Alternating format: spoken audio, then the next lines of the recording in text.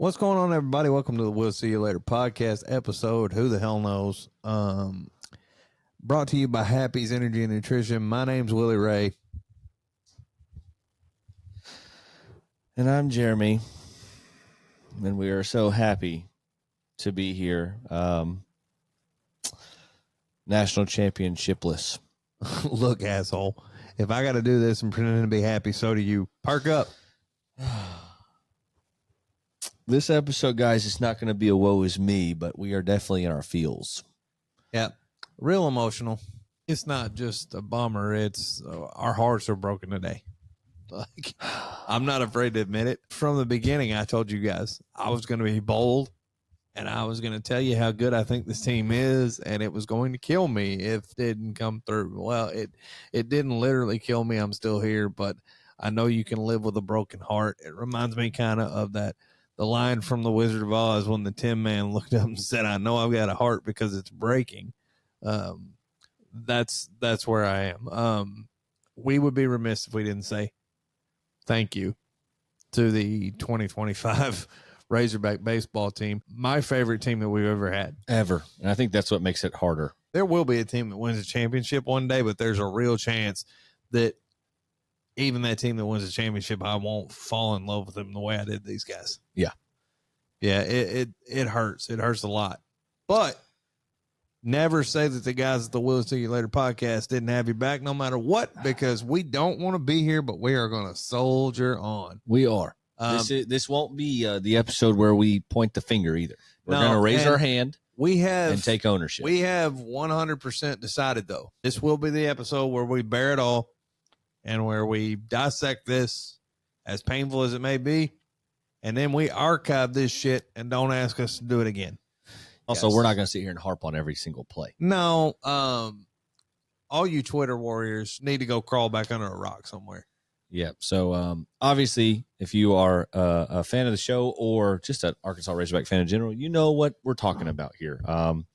Hogs fought their way through the losers bracket to fight LSU in an unbelievable game. Right. I wish that had been two other teams that had played that game where I could just watch it as a fan and not have a vested interest, because it really was unbelievable. It was an all-timer. That game put you on a roller coaster, and it was incredible. It just so happened for us that the roller coaster crashed and burned.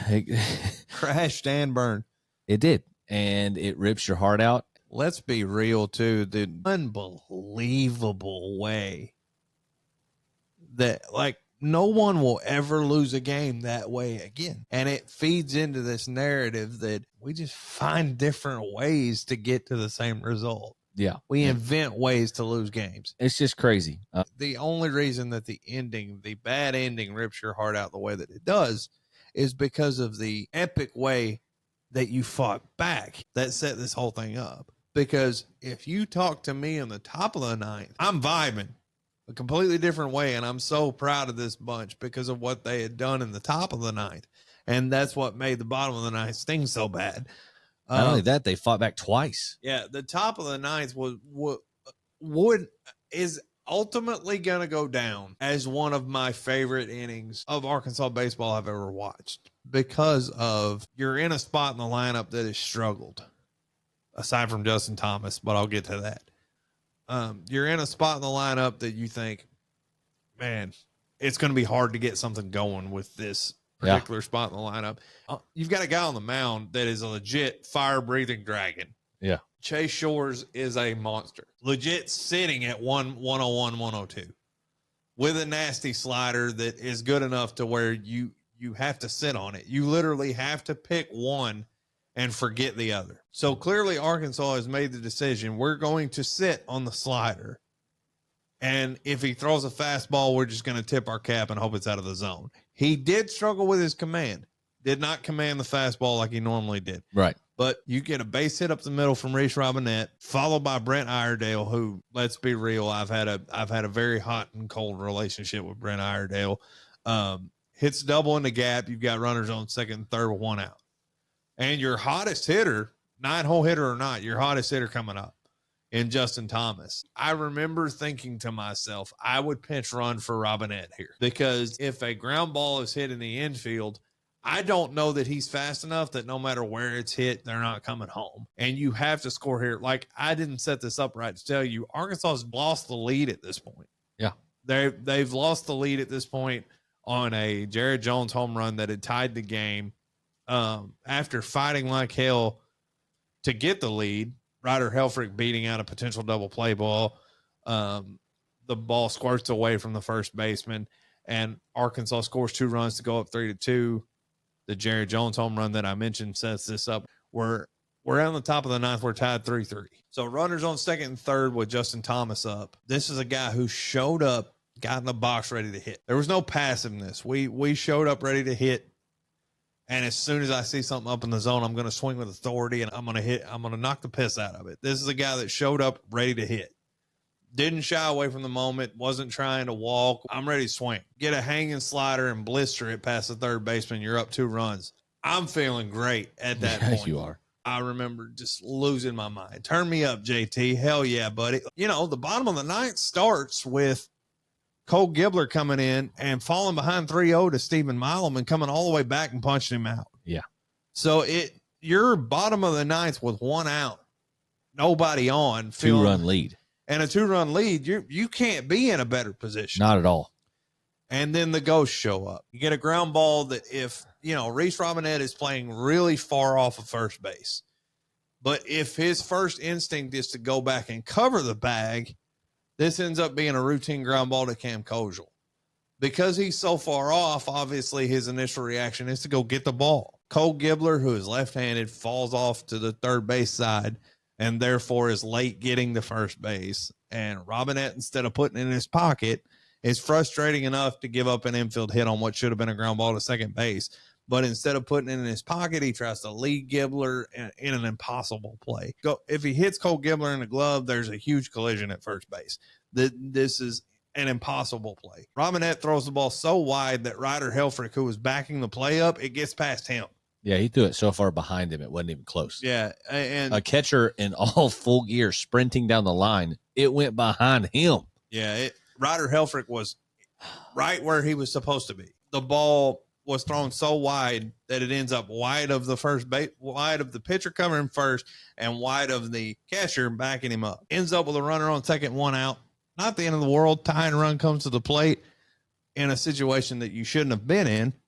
But this is where insanity takes over. Nobody's talking enough about the next at bat where the LSU hitter works a walk, and I'm not convinced. I mean, he works a walk on a 3-2 check swing that I've yet to see a replay of.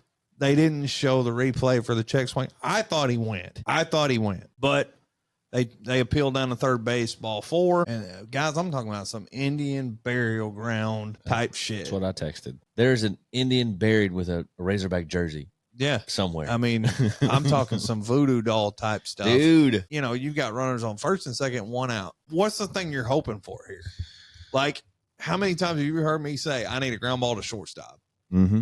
I need 6-4-3, not just to shortstop, to that shortstop. To the shortstop. Right. I need a ground ball to Vahiva. We turn this double play. We get out of here. That's exactly what we got. Ground ball to Vahiva. It's the 5-6 hole. He's fielded this ball 100 times. And 99 times, he's turned and ripped it to second base. And for whatever reason, he decides to get the lead runner at third. Now, if Arkansas retires the next hitter, nobody's talking about that. Exactly. But I've got to be real with you, man. You got to rip that ball to second. Like, there's no guarantee that you turn a double play. LSU just proved that a couple innings before. There's no guarantee that you turn a double play. But you have to rip that ball to second because the lead runner, when you're up by 2, doesn't really mean anything anyway. So rip that ball to second and get the out right there. And if you don't turn it and it's runners on first and third, okay. But if you have a shot to turn 2 and end the game, you got to take it. He doesn't, cuts off the lead runner. All the while, Cole Gibbler, as a freshman, has come into a really big spot and has pitched his ass off. And this is where look, I don't think we're cursed, but the people who think we are, this adds validation. They're going to lean on this. A line drive hit to the spot. If it's going to be hit in the outfield, I want it hit to Charles Davalon. Yeah. a line drive right at Charles Davalon. He stumbles, loses sight of the ball, and it's not enough to just play it off a hop. And I'm convinced anybody else, any other team, this just drops off of him and 1-run scores. But, since it's Arkansas, it's got to be a line drive that gets past his glove and hits right off his shoulder and proceeds to bounce 90 feet away up the left field line, scoring 2 runs and tying the game. Hernandez ends up at second base. And if there ever was a lead pipe cinch that we're about to have a walk-off loser, it's right now, because you have to go sub the pitcher out because he's undone, rightfully so. You got a left fielder who's out there mid-panic attack, had to be. A defense that is just stunned. Your best shot is we got to strike this guy out, because I don't feel comfortable with our defense making a play at this point. Everybody's snake bit. Yeah. So they go to Aiden Jimenez, which felt like, man, like we're gonna. I honestly feel like, of course, Jared Jones is up, the guy they want up in this big situation. I would have never pitched to him with first base open. I would have made somebody else beat me because his run was meaningless. If he had gone to first base, he's not scoring. Like, the winning run is in front of him. His run's meaningless. I would have, if you're going to pitch to him, he would have gotten 4 balls out of the strike zone. I would have dared him to swing at him. I think that's what the intent was. I think it was pound low and away sliders, because he threw that 3 times. Because it got way too much of the plate twice. And he swung at one. Yeah, I think it built a little confidence in Aiden. It got way too much of the plate twice. One got fouled off, the other one didn't. Line drive just over the outstretched glove of Cam Kojal, just enough to slow it up where somebody even as slow as Luis Hernandez could get around third base and score. And I got to be real with you. I had to see in social media to see all the reactions of the players immediately after, because my head went down, and I buried my face in my hands. Like, didn't watch. And tough. The only thing comparable is 2018. That's the only thing comparable, is losing in 2018. But here's, like we said it earlier, in 2018, as devastating as it was, you had another game. Like, you were playing tomorrow. This one ended it. This one was like, we're done. You don't get a chance to bounce back for that. Now, I would have loved to have seen what Arkansas did with a chance at the next game, but, like, let's be real. LSU would have started Anthony Ianson in the next game. I don't know where Arkansas would have went in terms of starting pitching. They clearly wanted to start Gabe Gackle if there was a deciding game, but Gabe Gackle had gone 4 or 5 innings after an absolute gutty, like, star-worthy performance, like team season-saving performance by Landon Bottleshees in the first 5 innings of this game. It's a shame that that's going to get lost, because this dude stepped up when you needed him and twirled the best 5 innings of his career. Y'all are going to hate me for saying this, but that's where Arkansas lost the game. That's where Arkansas lost the game. When Landon Bottleshees is twirling zeros and they've got this guy out of the bullpen who's a spot starter for them, you've got to be stacking runs while he's throwing zeros. You just have to. We put up 1. Well, you put up 1 on 1 swing.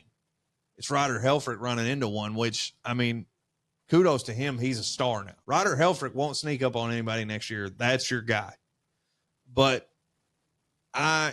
you've got to be stacking runs while you're getting bonus zeros out of your starter. Yeah.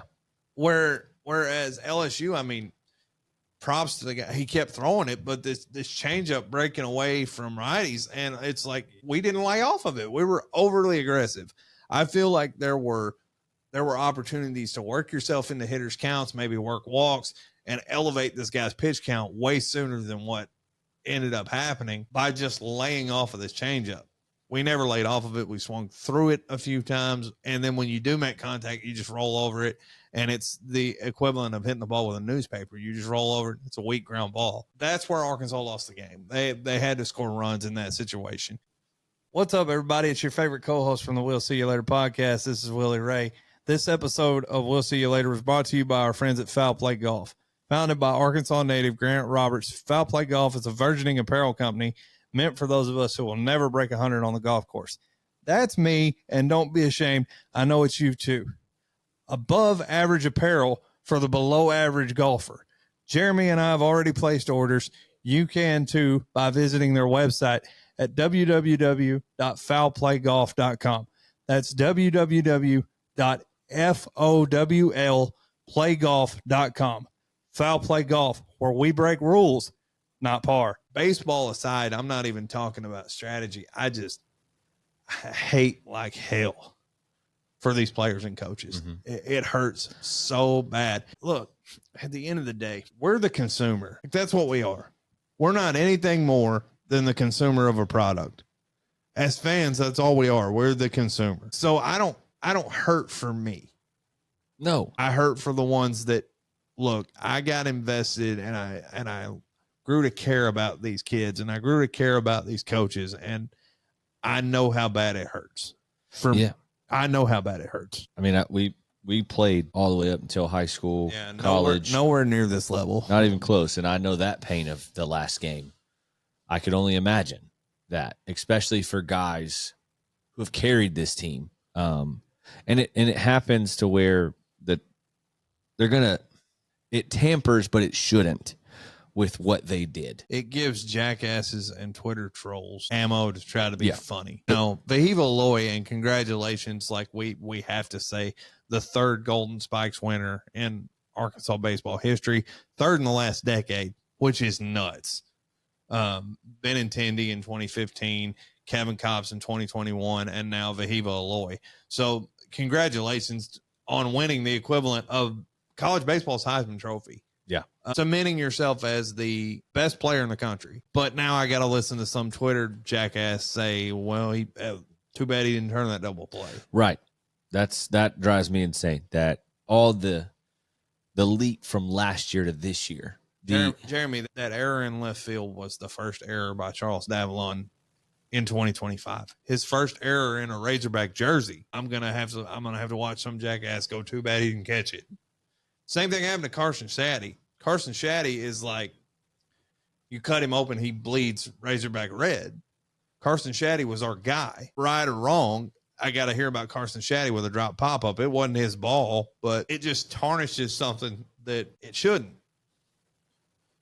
Oh, it hurts. I hate it because, like, you learn to love these guys. And what they did, man, like, Vahiva last year is a lot like Cahillo this year. It's almost like watching this night and day switch, and then he turns into this guy who becomes the leader of your squad and the heartbeat of your squad, and then your spark plug right behind him playing left field, to where it was just like this team, you saw not just the fishing and the spectacle that people try to make it to be, but like these guys were ballers, man, and the best at their spots. And for this to happen and on them, like if that ball's hit to Maxwell, I'm hurt. But like seeing Chuck at the end of that game, it ripped my heart out. Like I'm watching it. You buried your head in your hands.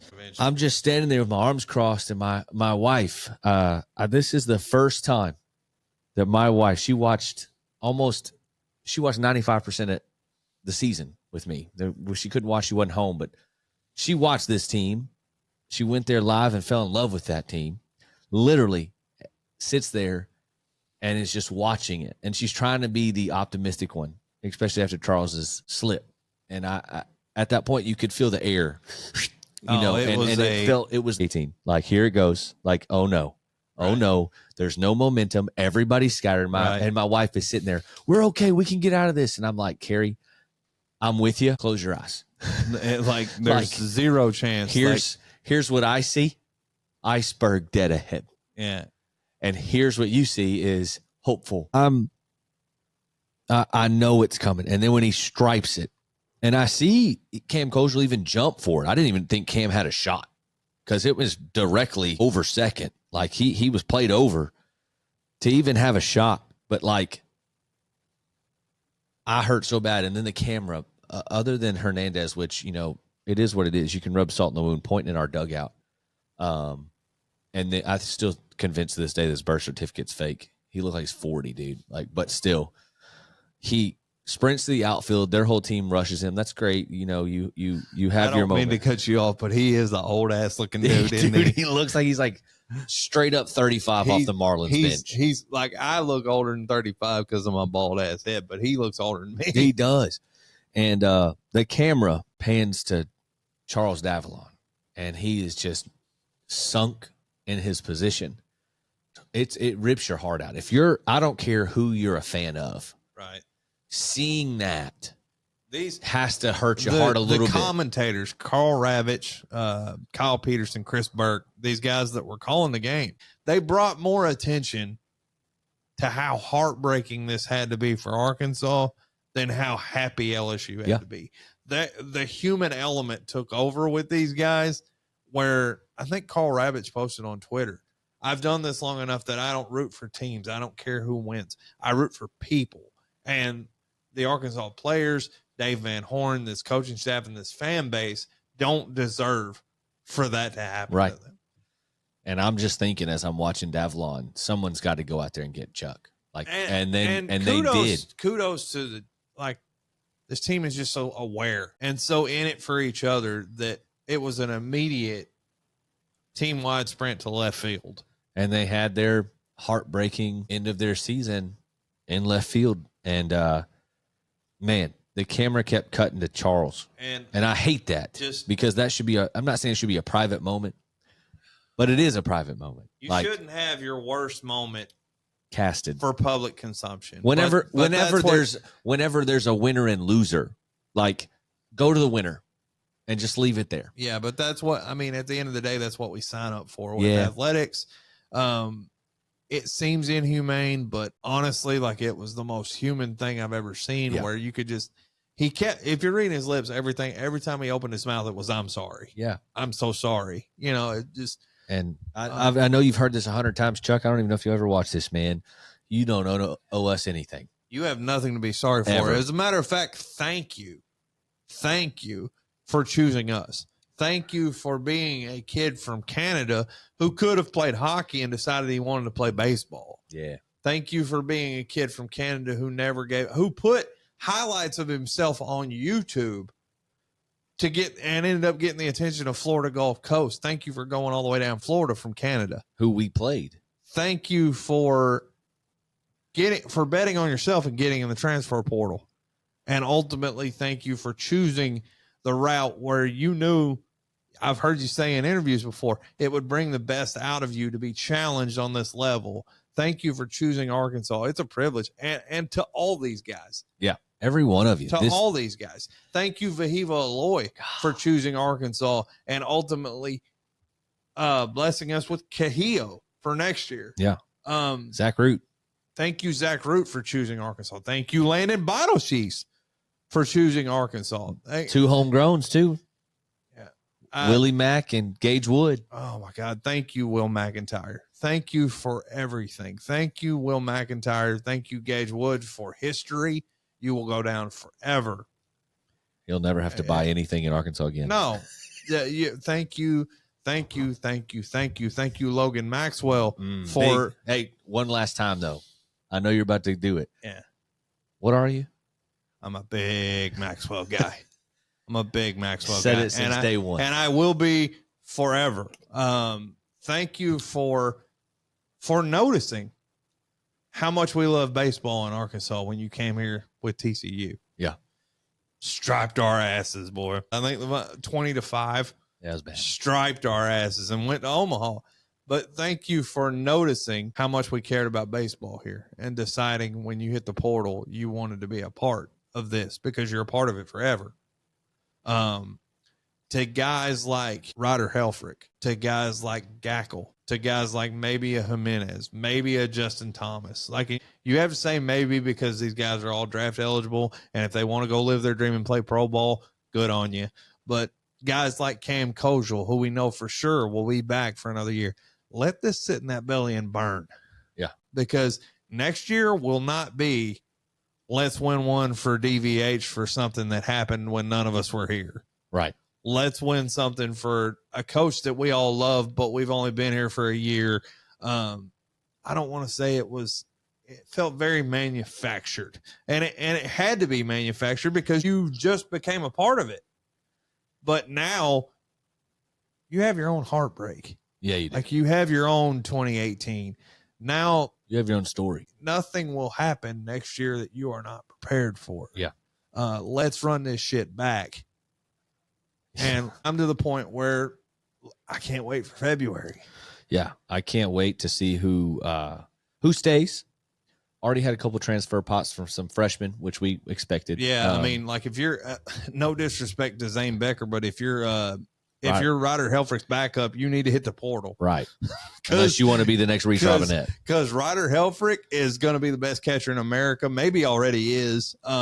Definitely announced his presence throughout the postseason that this is going to be a legit dude in the middle of this lineup and will be the ultimate leader for this team going forward. You know, and then you have guys like Cam Kojal, who will be an ultimate fan favorite by the time he's done here. He already is. But to know that we have a full year left with this kid, I'm so happy. Gabe Gackle, I think the Gabe Gackle that we thought we had this past season, where he was your opening day starter and they thought he was the Friday night guy, now is your jump.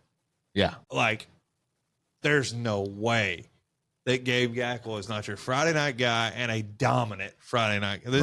This is your Blaine Knight year, your Isaiah Campbell year, the Connor Nolan type year. Yeah. Where you take that big jump from a sophomore to a junior and it's your show now. Yeah, you're the leader. I don't think we're looking for a Friday night guy in the portal. I think we've got one. And then I'm really curious to see who we get in. I mean, Arkansas's got a line.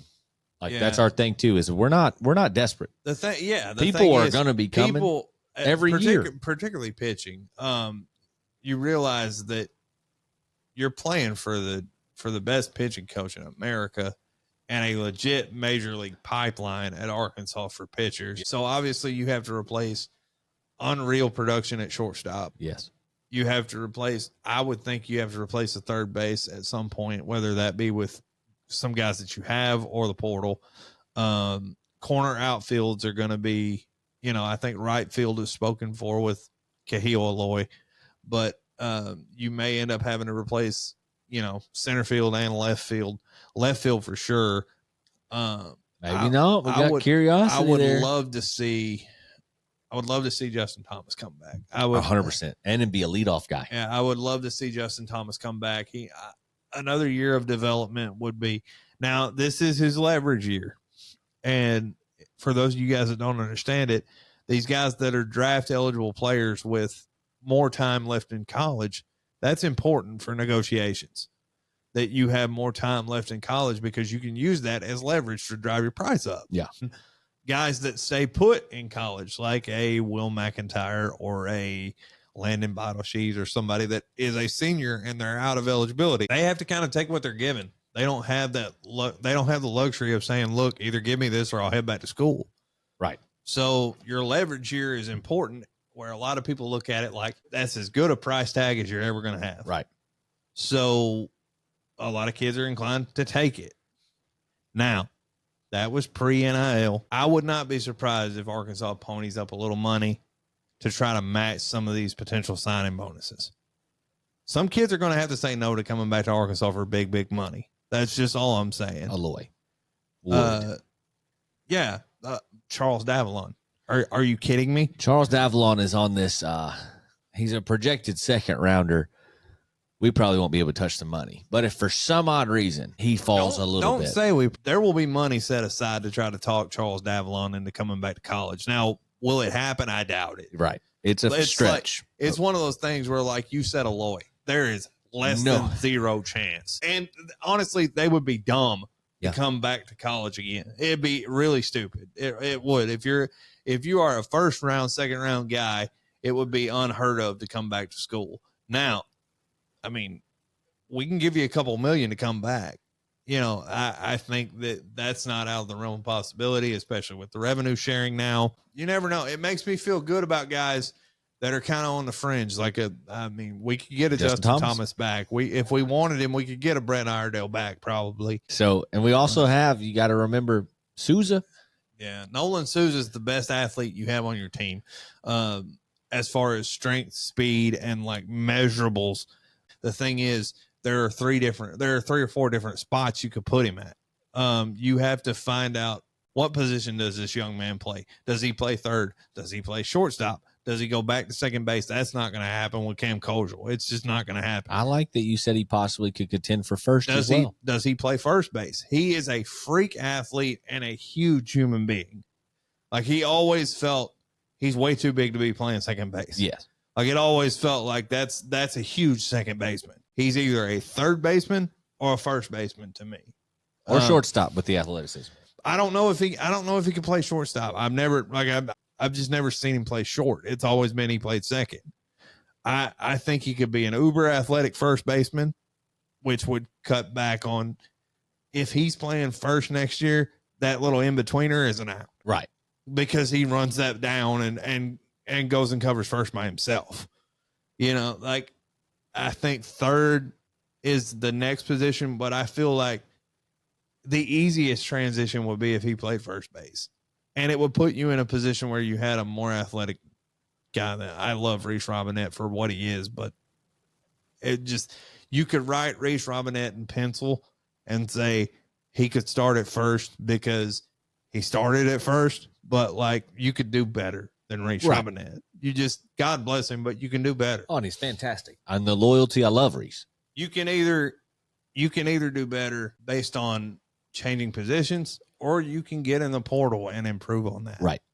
And that's going to ultimately be the big factor, is who we go get.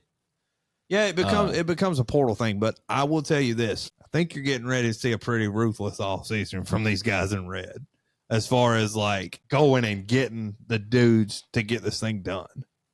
Oh yeah. I think that, look, guys, we're coming to you the day after LSU has taken the second game of the College World Series final, and they've sewn up their 8th national championship. Congratulations to LSU. They were probably the most complete team like all year. Mm-hmm. If you go back all the way back to when we played them in the regular season, like if you go back and you look at these podcasts that we've done all the way back when we played them in the regular season, and certainly in the first live episode when we broke down the bracket and told you guys the team we need out of the way is LSU, because they are built to run through this tournament. If you have the first overall pick and you do not take Cade Anderson, you deserve for him to dominate your ass every 5th day for the next 20 years. You deserve it. He's that dude. Cade Anderson is that guy. And then to think that they had him paired up with Anthony Einstein. You get these guys in the postseason, you do not beat them. Right. And Arkansas had them beat, but that's the LSU thing, man. Like that's the never out of it. That's the factor that nobody talks about. As talented as they are, you have to pair it with the fact that it's different when these dudes get into postseason at LSU. Yeah. There is an aura around these guys that you're going to have to drive the stake in to beat these guys. 9 innings, 27 outs. You're going to have to go get it, because they're not going to give you anything. And if you give them something, you give them an inch, they're taking them out. That's a program that knows how to win. Until Arkansas wins a championship, they can't. All we've seen is that they get there, they get close. Right. These guys. Now, sadly, Will, we got to admit it. Yeah. LSU owns us right on now. On the other end of the spectrum, you feel like, you know, the pessimistic half of our fan base, everybody felt this way on Wednesday, that we invent different ways to lose. Yeah. On the complete other end of the spectrum, LSU is looking at that like we invent ways to win. Right. They never felt like they were out of it. Never. Just get it started and watch what happens. Yep. And if you're a fan of Arkansas, and by proxy, a non-fan of LSU, you felt the same way. Once things got started, you went, these guys are doing it again. Yeah. I'm telling you, brother. You can hate the LSU baseball program with everything in you, because believe me, I do. The tangible stuff where you just go, man, I hate these guys. Yeah. But you know why I hate them? 2 things can be true. I hate them, but damn it, do I respect them. They just find a way to rip your heart out every single time. Yeah. I feel terrible for the team. Not seeing some of these guys in jerseys are going to hurt next year for sure, and you're going to have that reminisce. I feel bad for my wife who experienced her first true Razorback heartbreak. I mean, welcome to the club. Livening color. Welcome to the club. But here's the thing. Yeah, you feel bad for her, but at the same time, as somebody who's a non-biased thing, it's like, cry me a river. Right. You know what I mean? I imagine standing in the outfield when this stuff happens. Yeah, been there, done that.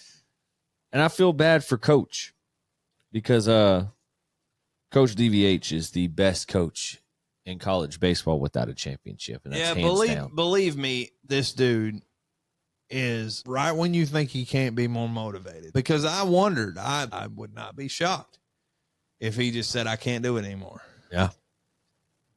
We got the exact opposite in the press conference. We got tears. Sure we did. But it was, look, I love being around these kids. That's why I do it. Right. And it's why I'm going to continue to do it. This dude, I mean, the level of motivation, the level of fire that has to be inside this man, which, by the way, we have to bring up. Right before we came on the air, they went public with the fact that Coach Van Horn's coach and mentor and Arkansas Razorback legend, the coach who built up this program for Dave Van Horn to take it to the level that it is now, Norm DeBryan can now call himself a college baseball Hall of Famer. Yes, sir.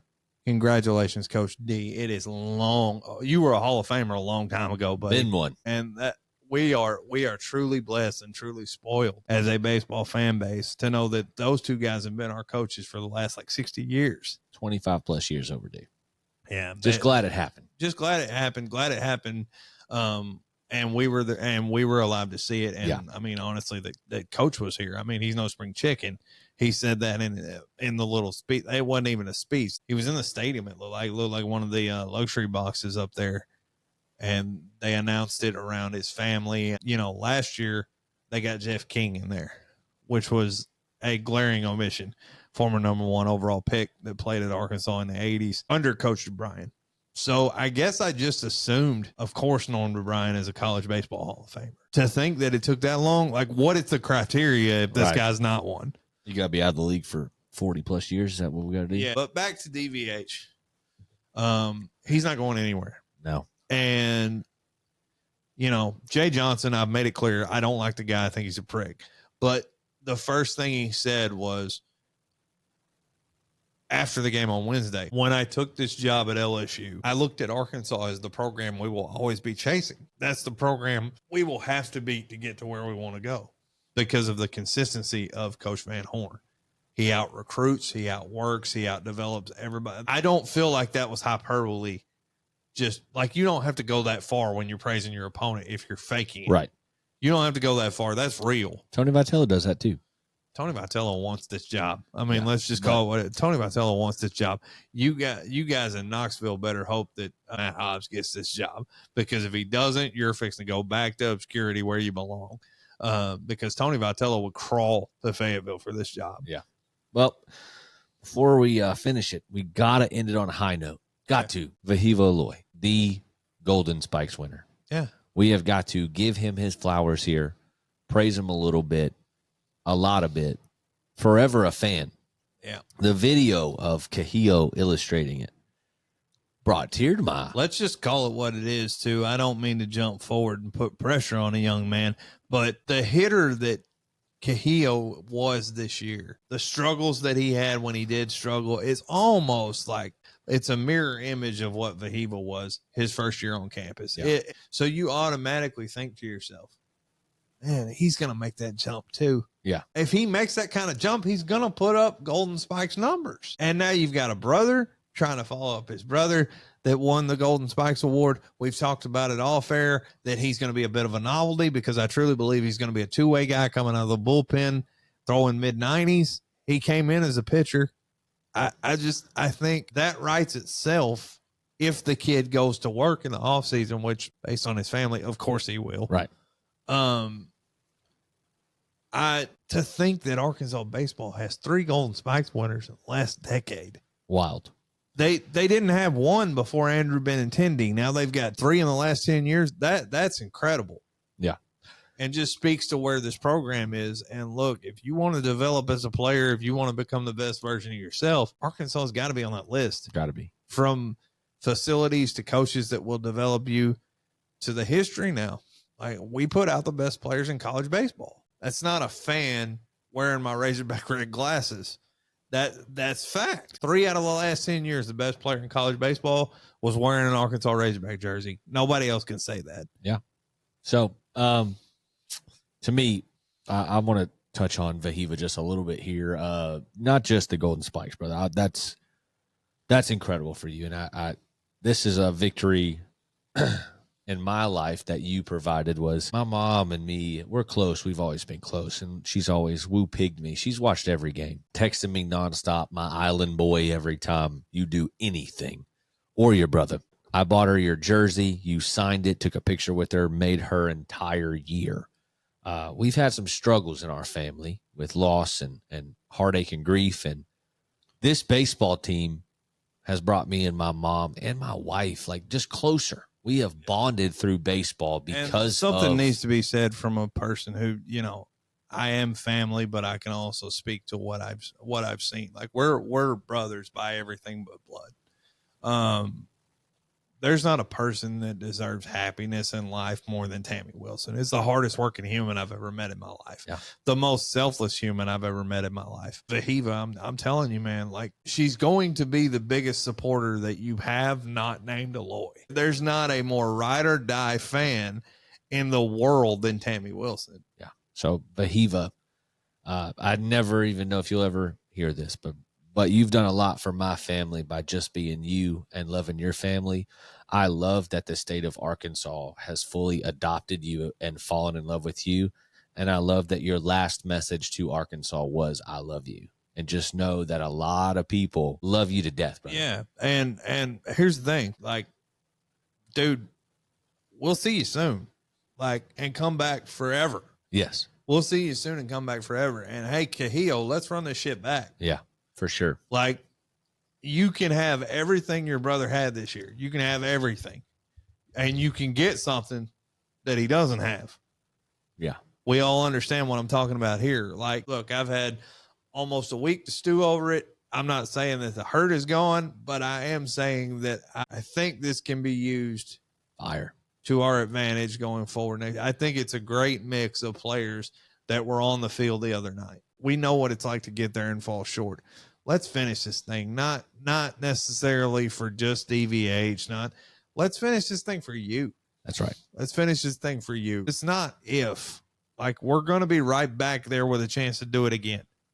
Like, the team that you field next year is going to make you fall in love with them all over again. Right now, you don't think you will. But believe me, in 2018, when 2019 came around, I fell in love with that team. It's going to happen again, and you're going to be right there with a chance talent-wise to compete with anybody in the country. And come postseason, you're going to be a top 8 seed. You're going to be hosting at Baum Walker, and you're going to be right back there with a chance to win. Now, what we learned this year and what, baseball fans will tell you, you play all year to be a top 8 seed. You play all year to host and have a chance to get to Omaha. If you're going to win the national championship, you have to win those first 2 games. I'm excited for the year to come. Next up for us is obviously going to be football season, and we're going to talk about it. A lot of things could go a lot of ways. This will not be for lack of interesting content this football season. Yeah. This will be the first football season that we've covered as co-host, and football is just a little different. It is. Football's known to get a little bit emotional, and the phrase Monday morning quarterback is a phrase for a reason. We will be covering that, but all summer, since we're in between, we're gonna keep you up to date to every transfer portal, every news that we hear, but we're also gonna just do some off the wall stuff as well. We will rank some teams. We will build our own Razorback squads to the best of our ability of who we would take in baseball, football, basketball. There's going to be a lot of fan-friendly content, and hopefully you're going to get to know myself and Jeremy a little bit more personally on a level like that, just because there's going to be, look, guys, we're in the dog days. There's a gap from June to September which is literally just, they've dubbed it talking season. There won't be a lot of in-game content, but we're going to entertain you one way or another.